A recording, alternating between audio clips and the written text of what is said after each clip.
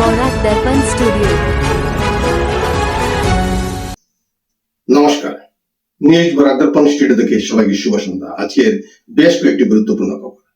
ভারতের সর্বোচ্চ আদালতে বিচারপতির সংখ্যা 33 থেকে বাড়িয়ে 37 করা হলো।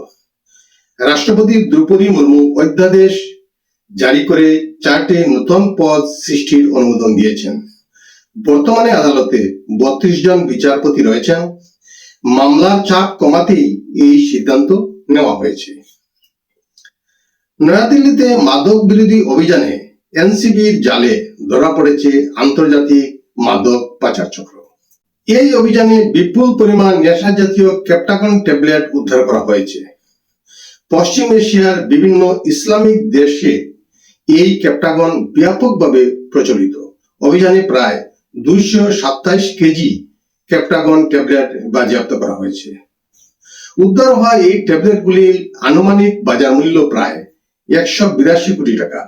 এনসিবি সিরিয়ান নাগরিক আলব্রুস আহমেদ নামে এক পাচারকারীকে গ্রেফতার করেছে। দিল্লিতে আবারও বাড়ল সিএনজির দাম। প্রতি কিলোগ্রামে বেড়েছে 1 টাকা। এখন দিল্লিতে প্রতি কিলোগ্রাম সিএনজি এর দাম 80 টাকা 9 পয়সা। দুদিন আগে 2 টাকা বৃদ্ধি করা হয়েছিল। এর আগে 77 টাকা 9 পয়সা থেকে বেড়ে 79 টাকা 9 পয়সা বর্তমানে হয়েছিল। আরএসএস প্রধান মোহন ভাগবত গৌহাটি স্থিত প্রধান কার্যালয় সুদর্শনালয়ে আজ উপস্থিত হন। হোজাইয়ের প্রশিক্ষণ শিবির থেকে সরাসরি গুয়াহাটিতে চলে আসেন ভাগবত। অসম ক্ষেত্রের কার্যকর্তাদের সঙ্গে বৈঠক করবেন আরএসএস প্রধান। এদিকে সুদর্শনালয়ে উপস্থিত হন অসমের মুখ্যমন্ত্রী ডক্টর হিমন্ত বিশ্ব শর্মা এবং আরএসএস প্রধানের সঙ্গে সাক্ষাৎ করেন। আজ বিকেলেই নাগপুরে ফিরে যাওয়ার কথা রয়েছে মোহন ভাগবতের। শনিবার প্রধানমন্ত্রী নরেন্দ্র মোদী নেদারল্যান্ডসে পৌঁছান। হেগ ও আমস্টারডামে প্রবাসী ভারতীয়রা তাকে উষ্ণ অভ্যর্থনা জানান। হেগে প্রবাসীদের উদ্দেশ্যে ভাষণে মোদী বলেন, কিছু সময়ের জন্য মনে হচ্ছিল আমি নেদারল্যান্ডে নয় ভারতের কোনো উৎসবে আছি। তিনি আরো বলেন, আজকের ভারত বড় স্বপ্ন দেখছে।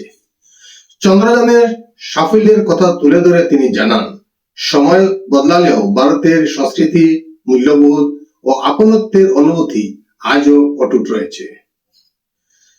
পশ্চিমবঙ্গে 2011 সাল থেকে জারি করা সমস্ত জাতিগত শংসাপত্র পুনরায় পর্যালোচনার বড় সিদ্ধান্ত নিয়েছে রাজ্য সরকার। বিভিন্ন মহল থেকে কিছু জাতিগত শংসাপত্রের সত্যতা ও বৈধতা নিয়ে প্রশ্ন ওঠার পরই সরকার এই পদক্ষেপ গ্রহণ করেছে। বাংলাদেশের মন্ত্রী ও বিএনপি মহাসচিব মির্জা ফখরুল ইসলাম আলমগীর বলেছেন, ভারতের সঙ্গে বাংলাদেশের সম্পর্ক অনেকটাই ফারাক্কা চুক্তির উপর নির্ভর করছে। ঢাকায় ফারাক্কা দিবস উপলক্ষে আয়োজিত এক সভায় তিনি দাবি করেন, গঙ্গার জল বন্টন চুক্তি দ্রুত সম্পন্ন করা প্রয়োজন এবং বাংলাদেশের স্বার্থ কোনোভাবে ক্ষুণ্ণ হতে দেওয়া হবে না। ফখরুলের অভিযোগ, ভারতের ফারাক্কা বাঁধ বাংলাদেশের জন্য মরণ ফাঁদ এ পরিণত হয়েছে। আন্তঃসীমান্ত নদীগুলিতে ভারত একের পর এক বাঁধ নির্মাণ করে জল আটকে দিচ্ছে বলে মন্তব্য করেন তিনি।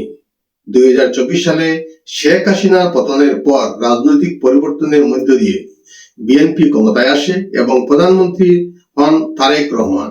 এরপর থেকেই ভারত বাংলাদেশ সম্পর্কের বিভিন্ন ইস্যু নতুন করে আলোচনায় এসেছে। রাশিয়ার রাজধানী মস্কো ও আশপাশের এলাকায় ইউক্রেন ব্যাপক ড্রোন হামলা চালিয়েছে। রুশ সংবাদ মাধ্যমের দাবি, এক রাতে প্রায় 500-এরও বেশি ড্রোন ব্যবহার করা হয়। রাশিয়ার প্রতিরক্ষা মন্ত্রক জানিয়েছে অধিকাংশ ড্রোন ধ্বংস করা হয়েছে। এই হামলাকে গত 1 বছরে মস্কোর উপর সবচেয়ে বড় ড্রোন আক্রমণ বলে উল্লেখ করেন শহরের মেয়র। হামলায় কয়েকজনের মৃত্যু ও বহু মানুষ আহত হওয়ার খবর মিলছে। কয়েকটি বাড়িতে আগুন লাগে এবং সেরেমেতিয়াবো বিমানবন্দরে ও হামলার প্রভাব পড়ে। অন্যদিকে ইউক্রেনও অভিযোগ করেছে যে রাশিয়া কিবে পাল্টা ড্রোন হামলা চালিয়েছে।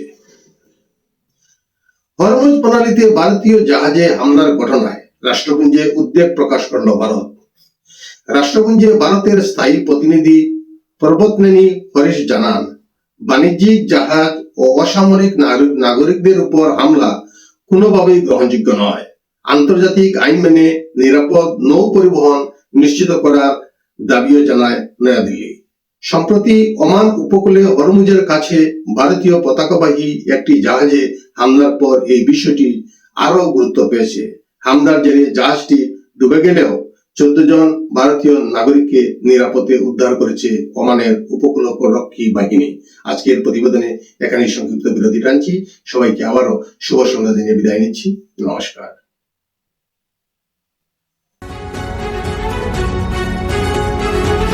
न्यूज बौरा दर्पण स्टूडियो।